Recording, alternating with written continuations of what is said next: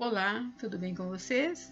Hoje, dia 352 da nossa leitura da palavra, nós vamos ler os capítulos 10 ao 13 do livro de Hebreus. Vamos à leitura? Capítulo 10. O sacrifício de Cristo é único e para sempre.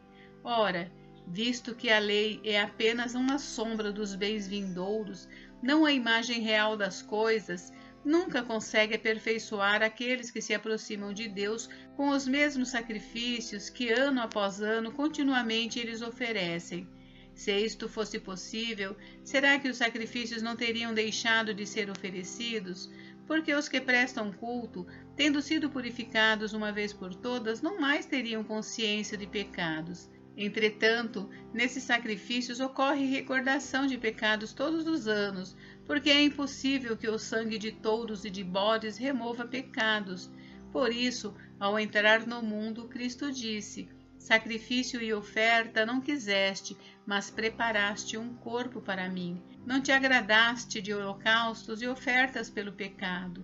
Então eu disse: eis aqui estou. No rolo do livro está escrito a meu respeito. Estou aqui para fazer, ó Deus, a tua vontade. Depois de dizer como acima, sacrifícios, ofertas, holocaustos e ofertas pelo pecado não quiseste, nem deles te agradaste, coisas que se oferecem segundo a lei. Num segundo momento acrescentou: eis aqui estou para fazer, ó Deus, a tua vontade. Ele remove o primeiro para estabelecer o segundo. Nessa vontade é que temos sido santificados, mediante a oferta do corpo de Jesus Cristo, uma vez por todas. Ora, todo sacerdote se apresenta dia após dia para oferecer o serviço sagrado e oferecer muitas vezes os mesmos sacrifícios, que nunca jamais podem remover os pecados. Jesus, porém, tendo oferecido para sempre um único sacrifício pelos pecados, assentou-se à direita de Deus, aguardando daí em diante até que os seus inimigos sejam postos por estrado dos seus pés, porque com uma única oferta aperfeiçoou para sempre o que estão sendo santificados. Disto nos dá testemunho também o Espírito Santo, porque após ter dito: esta é a aliança que farei com eles depois daqueles dias, diz o Senhor. Imprimirei as minhas leis no coração deles e as inscreverei sobre a sua mente.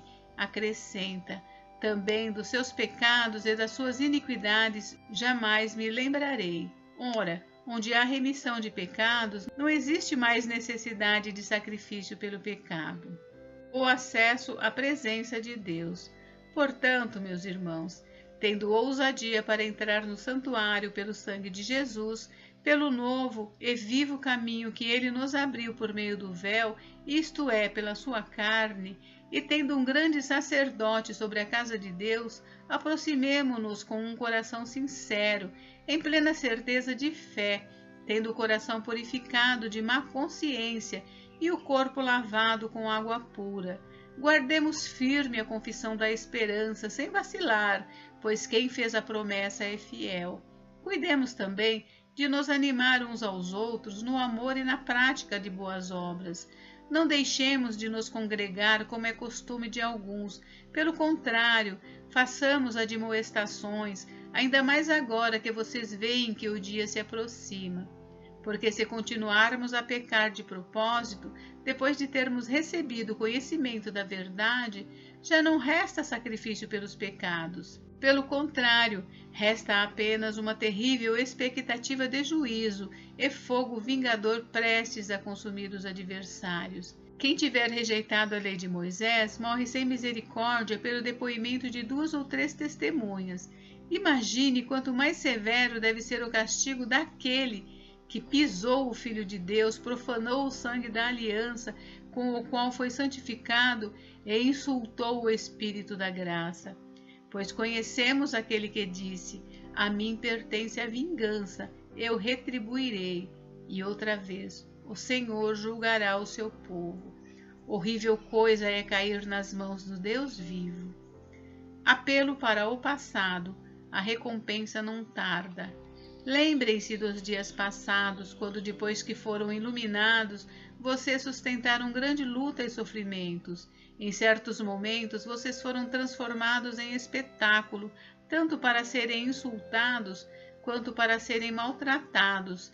Em outros, vocês se tornaram coparticipantes com aqueles que foram tratados assim. Porque vocês não apenas se compadeceram dos encarcerados, mas também aceitaram com alegria a expoliação dos seus bens, porque sabiam que tinham um patrimônio superior e durável. Portanto, não percam a confiança de vocês, porque ela tem grande recompensa. Vocês precisam perseverar, para que, havendo feito a vontade de Deus, alcancem a promessa. Porque ainda dentro de pouco tempo, aquele que vem virá, e não irá demorar. Mas o meu justo viverá pela fé, e se retroceder, dele a minha alma não se agradará. Nós, porém, não somos dos que retrocedem para a perdição, mas somos da fé para a preservação da alma. Capítulo 11. A natureza da fé. Ora, a fé é a certeza de coisas que se esperam, a convicção de fatos que não se veem, pois pela fé os antigos obtiveram bom testemunho. Pela fé entendemos que o universo foi formado pela palavra de Deus, de maneira que o visível veio a existir das coisas que não são visíveis. Exemplos de fé. Os primeiros heróis. Pela fé, Abel ofereceu a Deus um sacrifício mais excelente do que Caim, pelo qual obteve testemunho de ser justo, tendo a aprovação de Deus quanto às suas ofertas. Por meio da fé, mesmo depois de morto, ainda fala. Pela fé, Enoque foi levado a fim de não passar pela morte. Não foi achado porque Deus o havia levado, pois antes de ser levado, obteve testemunho de que havia agradado a Deus. De fato, sem fé, é impossível agradar a Deus, porque é necessário que aquele que se aproxima de Deus creia que ele existe e que recompensa os que o buscam.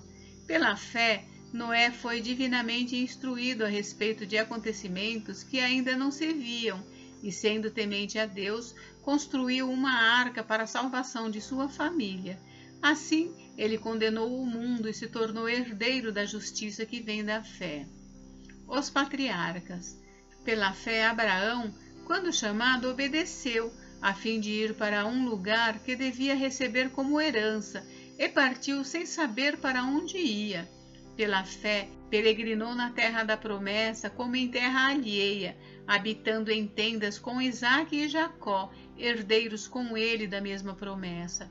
Porque Abraão aguardava a cidade que tem fundamentos, da qual Deus é o arquiteto e construtor. Pela fé, também Sara, apesar de não ter filhos e já ser idosa, recebeu poder para ser mãe, pois considerou fiel aquele que lhe havia feito a promessa. Por isso, também de um só homem, praticamente morto, saiu uma posteridade tão numerosa como as estrelas do céu, e inumerável como a areia que está na praia do mar. Todos estes morreram na fé, não obtiveram as promessas, mas viram-nas de longe e se alegraram com elas, confessando que eram estrangeiros e peregrinos na terra, porque os que falam desse modo manifestam estar procurando uma pátria, e se na verdade se lembrassem de onde saíram, teriam oportunidade de voltar. Mas agora desejam uma pátria superior, isto é, celestial. Por isso Deus não se envergonha deles, de ser chamado de seu Deus, porque lhes preparou uma cidade. Pela fé, Abraão, quando posto à prova, ofereceu Isaque. Aquele que acolheu as promessas de Deus estava a ponto de sacrificar seu único filho, do qual havia sido dito: a sua descendência virá por meio de Isaque. Abraão considerou que Deus era poderoso até para ressuscitar Isaque dentre os mortos, de onde também figuradamente o recebeu de volta. Pela fé, igualmente Isaque abençoou Jacó e Esaú a respeito de coisas que ainda estavam para vir. Pela fé, Jacó, quando estava para morrer, abençoou cada um dos filhos de José e, apoiado sobre a extremidade do seu bordão, adorou a Deus. Pela fé, José, próximo do seu fim, fez menção do êxodo dos filhos de Israel, bem como deu ordens a respeito de seus próprios ossos. Moisés. Pela fé, Moisés, depois de nascer, foi escondido por seus pais durante 3 meses porque viram que era um menino bonito e não temeram o decreto do rei. Pela fé, Moisés, sendo homem feito, recusou ser chamado filho da filha de Faraó, preferindo ser maltratado junto com o povo de Deus a usufruir prazeres transitórios do pecado. Ele entendeu que ser desprezado por causa de Cristo era uma riqueza maior do que os tesouros do Egito, porque contemplava a recompensa. Pela fé, Moisés abandonou o Egito, não ficando amedrontado com a ira do rei, pois permaneceu firme como quem vê aquele que é invisível. Pela fé, celebrou a Páscoa e o derramamento do sangue, para que o exterminador não tocasse nos primogênitos dos israelitas. Pela fé, os israelitas atravessaram o Mar Vermelho, como por terra seca. Quando os egípcios tentaram fazer o mesmo, foram engolidos pelo mar. Os israelitas em Canaã. Pela fé, ruíram as muralhas de Jericó depois de rodeadas por 7 dias. Pela fé, Raabe, a prostituta, não foi destruída com os desobedientes, porque acolheu os espias com paz. E que mais direi? Certamente me faltará o tempo necessário para falar de Gideão, de Baraque, de Sansão, de Jefité, de Davi, de Samuel e dos profetas, os quais, por meio da fé, conquistaram reinos, praticaram a justiça, obtiveram promessas, fecharam a boca de leões, extinguiram a violência do fogo, escaparam de ser mortos à espada, da fraqueza tiraram força, fizeram-se poderosos na guerra, puseram em fuga exércitos estrangeiros. Mulheres receberam pela ressurreição seus mortos, alguns foram torturados, não aceitando seu resgate, para obterem superior ressurreição. Outros, por sua vez, passaram pela prova de zombarias e açoites, sim, até de algemas e prisões. Foram apedrejados, cerrados ao meio, mortos ao fio da espada. Andaram como peregrinos vestidos de peles de ovelhas e de cabras, passaram por necessidades, foram afligidos e maltratados. O mundo não era digno deles. Andaram errantes pelos desertos, pelos montes, pelas covas, pelos antros da terra. Todos estes, mesmo tendo obtido bom testemunho por meio da fé, não obtiveram a concretização da promessa, porque Deus tinha previsto algo melhor para nós, para que eles, sem nós, não fossem aperfeiçoados. Capítulo 12. Jesus, autor e consumador da fé. Portanto, também nós, visto que temos a rodear-nos tão grande nuvem de testemunhas, livremo-nos de todo o peso e do pecado que tão firmemente se apega a nós, e corramos com perseverança a carreira que nos está proposta, olhando firmemente para o autor e consumidor da fé, Jesus, o qual, em troca da alegria que lhe estava proposta, suportou a cruz, sem se importar com a vergonha, e agora está sentado à direita do trono de Deus. Portanto, pensem naquele que suportou tamanha oposição dos pecadores contra si mesmo, para que vocês não se cansem nem desanimem. A disciplina de Deus é para o nosso bem. Na luta contra o pecado, vocês ainda não resistiram até o sangue, e vocês se esqueceram da exortação que lhes é dirigida, como a filhos. Filho meu, não despreze a correção que vem do Senhor, nem desanime quando você é repreendido por Ele, porque o Senhor corrige a quem ama e castiga todo filho a quem aceita. É para a disciplina que vocês perseveram. Deus os trata como filhos. E qual é o filho a quem o pai não corrige? Mas se estão sem essa correção, da qual todos se tornaram participantes, então vocês são bastardos e não filhos.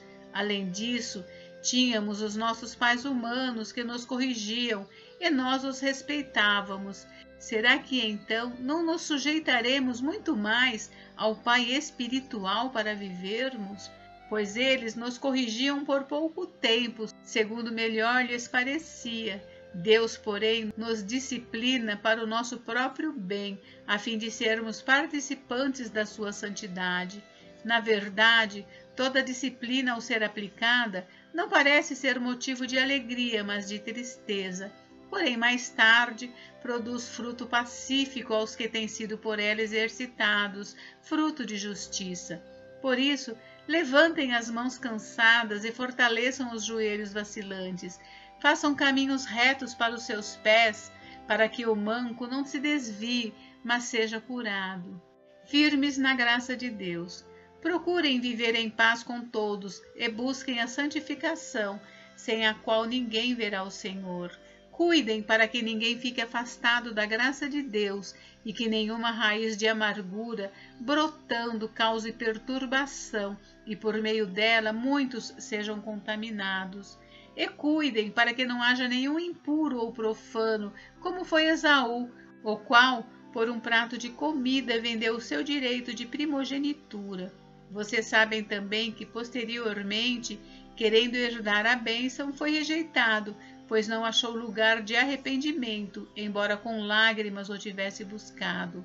Ora, vocês não chegaram ao fogo palpável e aceso, à escuridão, às trevas, à tempestade, ao toque da trombeta e ao som de palavras tais que aqueles que ouviram isso pediram que não lhes fosse dito mais nada, pois já não suportavam o que lhes era ordenado.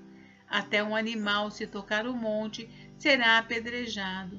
Na verdade, o espetáculo era tão horrível que Moisés disse: estou apavorado e trêmulo. Pelo contrário, vocês chegaram ao monte Sião e à cidade do Deus vivo, a Jerusalém celestial e a milhares de anjos. Vocês chegaram à assembleia festiva, à igreja dos primogênitos arrolados nos céus. Vocês chegaram a Deus, o juiz de todos, e aos espíritos dos justos aperfeiçoados, e a Jesus, o mediador da nova aliança, e ao sangue da aspersão, que fala melhor do que o sangue de Abel.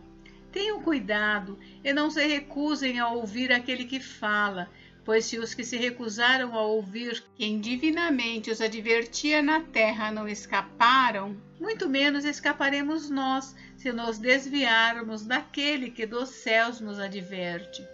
Naquele tempo, a voz dele abalou a terra, mas agora ele promete, dizendo: mais uma vez eu farei tremer não só a terra, mas também o céu. Ora, as palavras mais uma vez significam a remoção dessas coisas abaladas, ou seja, das coisas criadas, para que permaneçam as coisas que não podem ser abaladas. Por isso, recebendo nós um reino inabalável, retenhamos a graça, pela qual sirvamos a Deus de modo agradável, com reverência e temor, porque o nosso Deus é fogo consumidor. Capítulo 13. Os deveres sociais. Seja constante o amor fraternal. Não se esqueçam da hospitalidade, pois alguns praticando-a, sem o saber, acolheram anjos. Lembrem-se dos presos como se estivessem na cadeia com eles, dos que sofrem maus tratos como se vocês mesmos fossem os maltratados. Digno de honra entre todos seja o matrimônio, bem como o leito conjugal sem mácula, porque Deus julgará os impuros e os adúlteros. Que a vida de vocês seja isenta de avareza. Contentem-se com as coisas que vocês têm, porque Deus disse: de maneira alguma deixarei você, nunca jamais o abandonarei. Assim, afirmemos confiantemente: o Senhor é o meu auxílio, não temerei. O que é que alguém pode me fazer? Os deveres espirituais. Lembrem-se dos seus líderes, os quais pregaram a palavra de Deus a vocês, e considerando atentamente o fim da vida deles, imitem a fé que tiveram. Jesus Cristo é o mesmo ontem, hoje e para sempre. Não se deixem levar por doutrinas diferentes e estranhas, porque o que vale é ter o coração confirmado com graça e não com alimentos, que nunca trouxeram proveitos aos que se preocupam com isso. Temos um altar do qual os que ministram no tabernáculo não têm o direito de comer, pois aqueles animais cujo sangue é trazido pelo sumo sacerdote para dentro do Santo dos Santos, como sacrifício pelo pecado, têm o corpo queimado fora do acampamento. Por isso, também Jesus, para santificar o povo, pelo seu próprio sangue, sofreu fora da cidade. Saiamos, pois, a ele, fora do acampamento, levando a mesma desonra que ele suportou. De fato, não temos aqui cidade permanente, mas buscamos a que há de vir. Por meio de Jesus, pois, ofereçamos a Deus sempre sacrifício de louvor, que é o fruto de lábios que confessam o seu nome. Não se esqueçam da prática do bem e da mútua cooperação, pois de tais sacrifícios Deus se agrada. Obedeçam aos seus líderes e sejam submissos a eles, pois zelam pela alma de vocês como quem deve prestar contas, que eles possam fazer isto com alegria e não gemendo. Do contrário, isso não trará proveito nenhum para vocês. Recomendações pessoais. Orem por nós, pois estamos certos de que temos a consciência limpa, querendo em todas as circunstâncias fazer o que é correto. Peço com insistência que vocês façam isso, para que eu lhes seja restituído o mais depressa possível. Doxologia. Ora, o Deus da paz, que tornou a trazer dentre os mortos o nosso Senhor Jesus, o grande pastor das ovelhas, pelo sangue da eterna aliança, aperfeiçoe vocês em todo o bem, para que possam fazer a vontade dele. Que ele opere em nós o que é agradável diante dele, por meio de Jesus Cristo, a quem seja a glória para todos sempre. Amém. Saudações. Irmãos, peço que escutem com paciência esta palavra de exortação, porque, na verdade, escrevi de forma bem resumida. Saibam que o irmão Timóteo foi posto em liberdade. Se ele vier logo, irei vê-los na companhia dele. Saúdem todos os seus líderes, bem como todos os santos. Os da Itália mandam saudações. Bênção. A graça esteja com todos vocês. Bem, encerramos a leitura do livro de Hebreus e amanhã nós leremos o livro de Tiago. Fiquem com Deus, Deus abençoe vocês. Até amanhã.